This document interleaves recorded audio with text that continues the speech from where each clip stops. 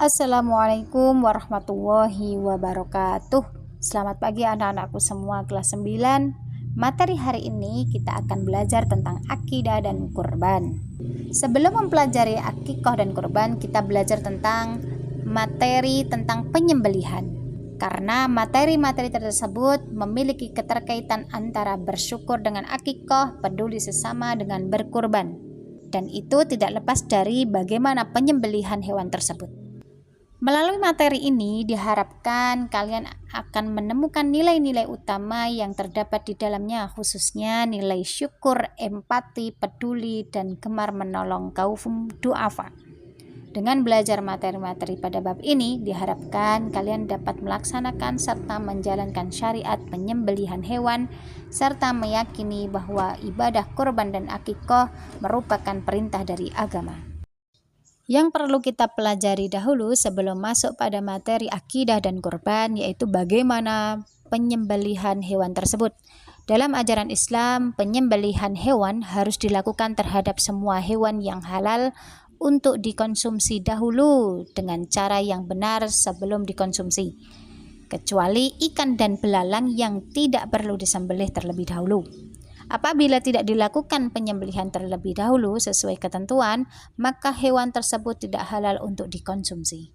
Syarat dan ketentuan dalam penyembelihan: yang pertama, orang yang menyembelih dengan ketentuan harus beragama Islam atau ahli kitab. Yang kedua, berakal. Yang ketiga, tamyiz, mampu membedakan mana yang benar yang mana yang salah. Yang keempat, penyembelih dengan sengaja dan dalam keadaan sadar. Yang kelima, menyebut nama Allah Subhanahu wa Ta'ala ketika menyembelih. Kemudian ketentuan yang kedua, hewan yang akan disembelih dengan ketentuan yang pertama dalam keadaan masih hidup, jenis hewan yang halal dan baik dari segi zatnya maupun cara memperolehnya. Ketentuan yang ketiga, alat yang digunakan untuk menyembelih tajam dan dapat melukai, bukan dari tulang, gigi, atau kuku.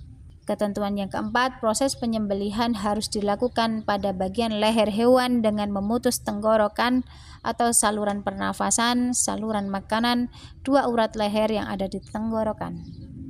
Tata cara penyembelihan hewan.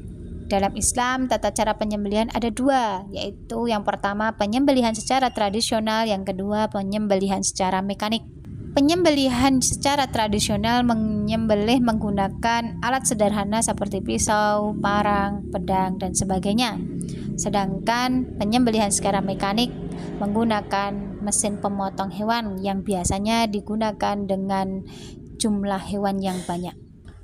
Manfaat dari penyembelihan hewan: yang pertama, daging disembelihnya halal untuk dikonsumsi. Yang kedua, kualitas daging hasil penyembelihan menjadi lebih baik, sehat, dan layak dikonsumsi karena darah yang merupakan sumber kontaminasi akan keluar dari tubuh hewan secara sempurna. Yang ketiga, warna daging hasil sembelihan memiliki penampilan yang cerah dan nilai gizinya akan baik. Yang keempat, dengan membiasakan penyembelihan hewan yang akan dikonsumsi sesuai dengan ketentuan Islam, berarti sudah peduli terhadap kesehatan jiwa dan raga kita, kesehatan keluarga, dan kesehatan lingkungan. Akikah secara bahasa artinya memutus, melubangi, membelah, atau memotong. Akikah secara definisi atau istilah adalah menyembelih kambing sebagai tanda syukur kepada Allah Subhanahu wa Ta'ala atas kelahiran anaknya, laki-laki maupun yang perempuan. Akikah merupakan bentuk mendekatkan diri kepada Allah. Dengan akikah, maka si anak dapat terbebas dari ketergadaian dan insya Allah akan menjadi syafaat pada hari akhir bagi kedua orang tuanya. Nabi SAW bersabda, yang artinya seorang anak itu tergadai dengan akikahnya yang disembelih pada hari ke-7, dicukur rambut kepalanya dan diberikan nama. Hadis riwayat Ibnu Majah, diriwayatkan oleh Samurah. Ketentuan akikah. Di sini banyak sekali ketentuan yang bisa kita baca satu persatu. Satu, hewan yang digunakan untuk akikah adalah kambing, domba yang dalam keadaan sehat tanpa cacat. Yang kedua, orang yang diakikahi adalah anak yang baru lahir di hari ke-7 kelahiran anak tersebut.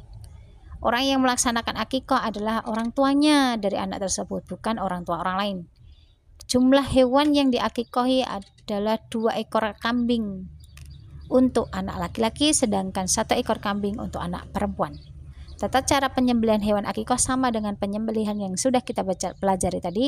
Namun dalam akikoh ini hendaknya berniat menyembelih sebagai wujud rasa syukur atas karunia yang dianugerahkan Allah dengan kelahiran anak. Selanjutnya, sebaiknya daging akikoh diberikan dalam kondisi yang sudah masak atau sudah matang terlebih dahulu. Orang tua yang melaksanakan akikoh untuk anaknya boleh memakan daging akikoh serta boleh menghadiahkan kepada sahabat-sahabatnya, menyedekahkan bagi umat kaum muslimin, serta boleh juga mengundang kerabat dan tetangga untuk menyantapnya. Hikmah akikoh yang pertama merupakan upaya mendekatkan diri atau takarub kepada Allah. Yang kedua merupakan bentuk syukur atas kelahiran anak. Yang ketiga merupakan tebusan bagi anak yang baru lahir, membebaskan dari ketergadaiannya dan akan menjadi syafaat pada hari akhir bagi kedua orang tuanya. Yang keempat memperkuat tali silaturahim dengan memperkenalkan nasab anak. Selanjutnya materi kita tentang kurban. Kurban berasal dari kata koroba yang artinya dekat. Dalam syariat Islam yang dimaksud dengan kurban adalah ibadah dalam bentuk menyembelih hewan tertentu atas dasar perintah Allah Subhanahu wa taala dengan tujuan mendekatkan diri kepada Allah. Perintah berkorban di antara lain adalah dari Quran surat Al-Kautsar ayat 1-3 yang artinya sesungguhnya kami telah memberikan kepadamu nikmat yang banyak, maka dirikanlah sholat karena Tuhanmu dan berkorbanlah. Sesungguhnya orang-orang yang membencimu dialah orang yang terputus. Selanjutnya, hukum pelaksanaan korban adalah muakkad atau sangat dianjurkan bagi orang yang mampu. Ketentuan kurban. Orang yang berkorban adalah orang yang beragama Islam, memiliki akal, serta mampu menyediakan hewan kurban. Yang kedua, jenis hewan kurban adalah sapi, unta kurban, kambing, dan domba. Yang ketiga, jumlah hewan untuk orang yang berkorban, unta, sapi, kerbau, boleh untuk berkorban sebanyak 7 orang, sedangkan kambing atau domba hanya untuk 1 orang.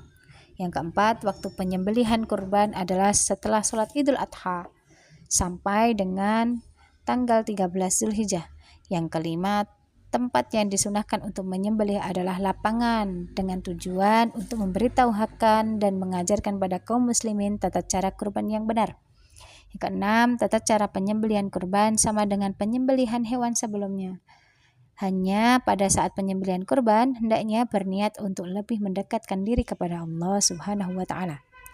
Yang ketujuh, orang yang berkurban atau sahibul kurban disunahkan untuk menyembelih hewan kurbannya sendiri, tetapi bisa juga disembelihkan oleh orang lain atau diwakilkan. Yang kedelapan, daging kurban dibagikan kepada fakir miskin dalam keadaan masih mentah, dan orang yang berkurban boleh mengambil daging kurban semaksimal sepertiganya, berarti tidak boleh lebih dari sepertiga. Hikmah kurban. Selain keutamaan yang tadi sudah kita bahas, ibadah kurban juga memiliki banyak hikmah, antara lain lebih mendekatkan diri pada Allah, membentuk sikap patuh dan taat kepada Allah, melatih diri bersikap dermawan, melatih diri lebih peduli terhadap sesama, menjauhkan dari sikap tamak, rakus, egois, dan sewenang-wenang. Mungkin cukup sekian materi yang dapat saya sampaikan. Kurang lebihnya mohon maaf. Saya akhiri. Assalamualaikum warahmatullahi wabarakatuh.